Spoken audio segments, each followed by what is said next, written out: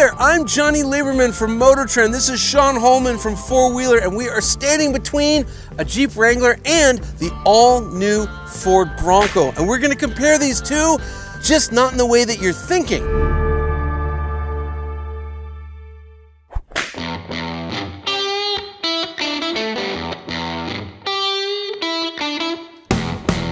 Yeah, we understand that these are two completely different versions of the vehicle, different trim levels that cater to a different audience.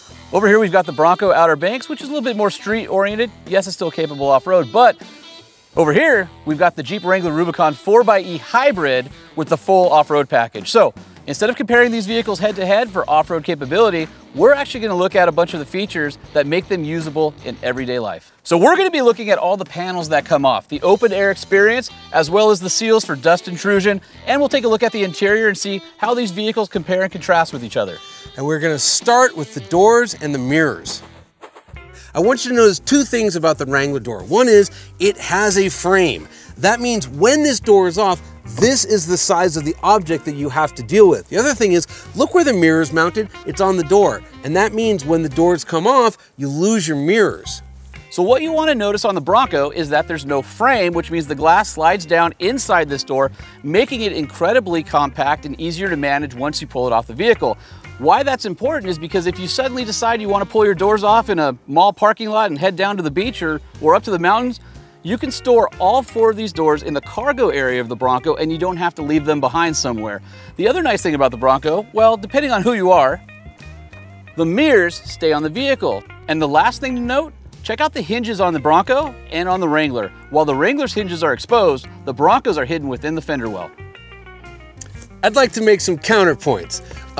Number one, I like the exposed hinges because while the Bronco's doors are probably a little bit easier to take off, they're real hard to get back on.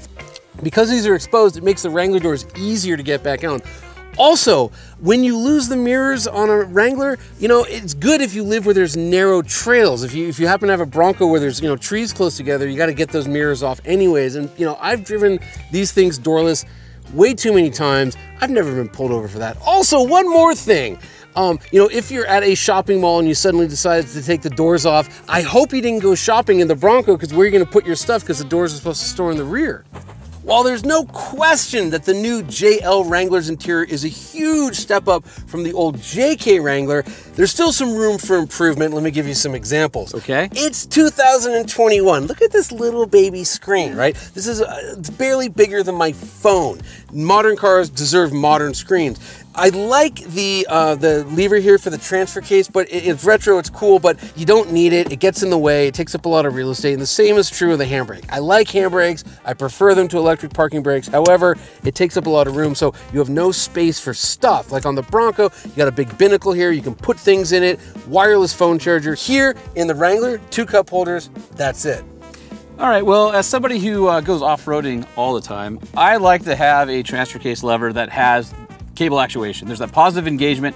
You know that you are in the gear you want to be in. It's great. I'm also a big fan of the emergency handbrake because there's a lot of techniques off-road where you can modulate that handbrake, especially in manual, coming down a waterfall where you don't want to stall, but you need to slow it down. You can kind of drag down on it. So I'm a big fan of handbrakes. If this was not an off-road vehicle, I totally agree with you. But to me, the off-road stuff comes first. I like Jeep's execution. The other thing I like about the Jeep Wrangler interior are these great A-pillar grab handles. You can see how sturdy they are, right? You can move the whole vehicle. They're on both the driver's and passenger side. On the Bronco, you only get one down by your left passenger knee.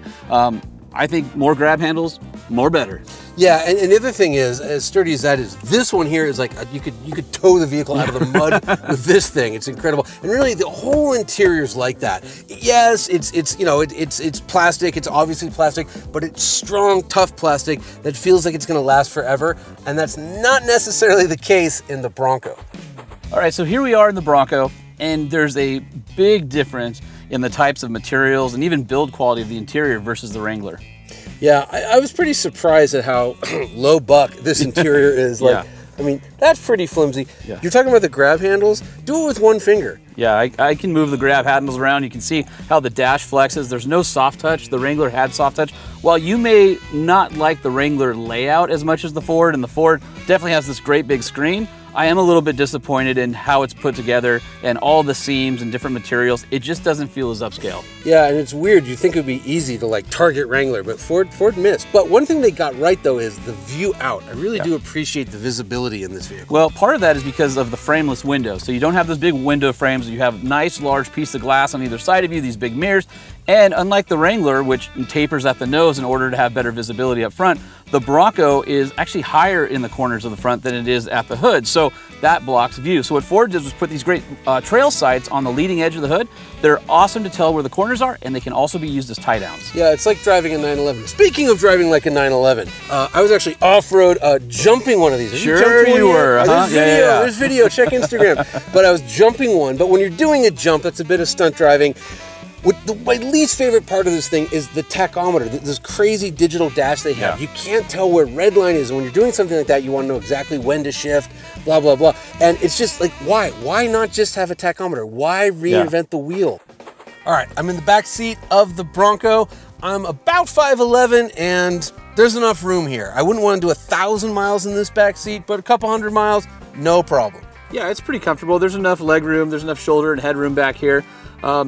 I think it's fine. It's very comparable to the Jeep. The big difference in the open air experience between the Bronco and the Jeep is going to be in the structure of the roof. So when you remove the roof panels of the Bronco, the roll bar, or sport bar as Jeep calls it, basically has a B-pillar crossbar for strength. Ford took that out and made what they call a halo, and so the open air experience feels much more open from the back seat. However, if you have a roof rack, like this Bronco does, there's a big crossbar right here, which is exactly like having the B-pillar crossbar in the Wrangler. So it's kind of a wash, really. So here we are in the backseat of the Wrangler, and as you can see, the view outward is a little more restricted than the Bronco, especially with the speaker bar right here. But the Bronco doesn't have what the Wrangler does, and that's the Sky One Touch Power Roof. Now that's cool.